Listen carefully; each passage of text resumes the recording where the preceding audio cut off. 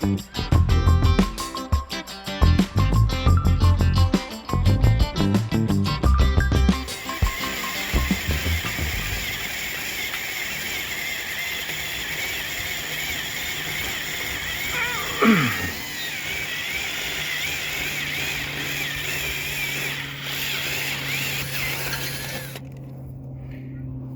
we go. Plus, Joe's being environmentally conscious. He doesn't want the birds to eat the metal shavings. So he's drilling this hole here so this can get mounted perpendicular like, and then these will be able to set manually when we slide these up to chase the angle of the sun, and then pin those in at whatever angle we want. I have the frame for the solar panels all finished.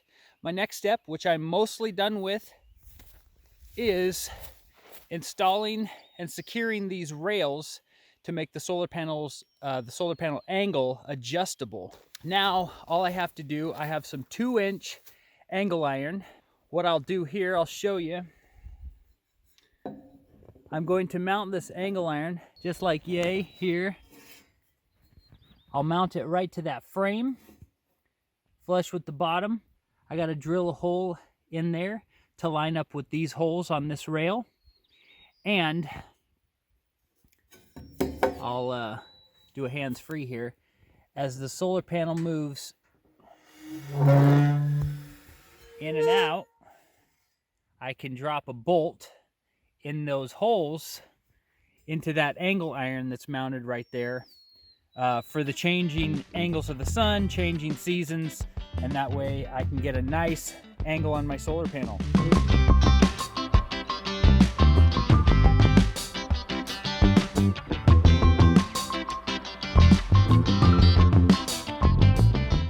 We are out here this morning mounting solar panel number 4, 5, and 6, and we mounted the first 3 last night, and it took about an hour to get 3 of them attached to the unistrut. Just really tedious. I was holding the panels. I have to be perfectly in place so Joe can then line up his bolt with that channel nut. So it's a little process, but there we go. Joe's behind me getting the, oh yeah, I guess that is the last one pinned in, panel number 6. So we'll swing around here. There we go. So they are actually taking a charge from the sun right now. So we've been told by a couple people, don't stick your tongue in the cord or stick your finger in on the cord. You will get shocked. So yeah, they are doing their job, and on a decent sunny day like this, man, we could almost have them all hooked up. It'd take a few more days. Joe's the brains of the operation, and he's gonna get the whole power unit hooked up and then easily run the cables to it. That's the easy part. So what he's doing now is the tedious part of trying to get those, his fingers barely fit back in there. And if you've ever worked on a Nissan or a Toyota, you know what this is like. So right inside this tight little unistrut channel, there's a channel nut with a spring on it. And then he's got to run the bolt from the back of the solar panel and hit that just perfectly. So anyways, there we go. This is one of those things I mentioned a couple months ago when Joe was locked away in his cabin drawing this thing up. A lot of time and effort just went into the plan so we could haul in the right materials and get this going, and it seems to be working out just dandy. We are up here. I'm with the girls. Say hi. Hi. Hi. And I'm trying to get this black line, this is our spring line, up out of the snow. You can see the little trench that it digs. The sun bakes on it and then it sinks and then it freezes at night. And so I've got to come and lift it out of that trench so the nice sun can bake on it. I'm doing that, and then we encountered a problem. Show them the problem, Eiley. Yeah, we lost our steering on this old Bravo machine. So, We're stuck out in the middle of nowhere.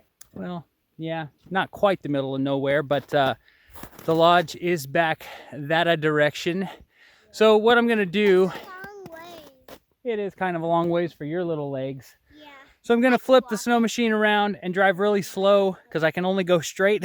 And if it gets off course, I'll have to stop and correct the skis, limp it back to the house with the two girls, and we'll get it fixed.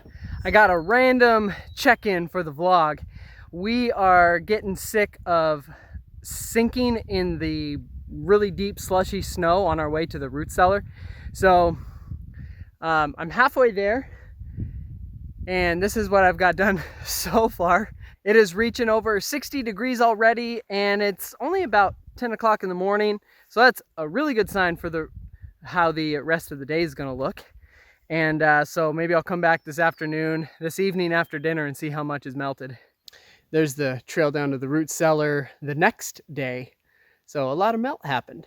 Well, that's good. We're almost walking on grass the whole way down to the cellar. And you could pretty much walk on grass most of the way if you wanted. Let's see. I'm going to pan the camera around.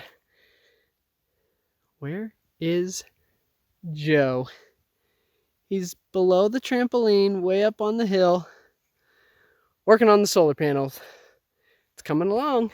All right, you see this poor little spruce tree that has seen better days before winter came, and the wind blew it over once the snow was up about 4 feet high, and then the top couple feet of it got pinned down under ice and snow.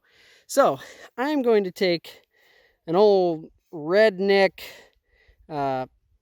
pole like tree stiffener, right? I'm going to try and lash this straight stick to it for a couple weeks and see if it'll start growing toward the sun again. All right, there we go. Hopefully that will straighten back up on its own, and I can take that stick off in a month or so. I'm gonna swing around over here. Joe's still at it. I would be helping. I'm willing to help.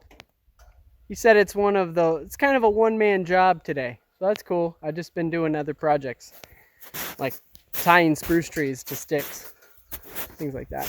All right, today I'm hooking up our batteries. They've been sitting in here along with our charge controller and inverter for quite a while now, but I have put together the frame for the solar panels. They are all attached and wired together. So I have to run wire from the solar panels over to our power shed here, and I figured it was time to hook up the batteries. We are doing two sets of batteries. How do you say that? Two sets of batteries in series, and then those series in parallel to give us 24 volts. We have 8 batteries. They're 6 volts apiece. So if you do that math, 6 times 4 is 24. 6 times 4 is 24. And then paralleled, and we have a 24 volt system here. I've got my heavy duty cables running out of here, and I'll attach those last thing. Joe's got all the wires run, negative, positive, positive, negative, grounds, all sorts of fancy stuff. Hooking the actual cables that have run over 150 feet to the backyard, hooking those into the charge controller now. So we are getting close. We're gonna go, I don't know, what's next? Plug in the power to the solar panels. We want to do that last so Joe doesn't get zapped and lose the rest of his hair.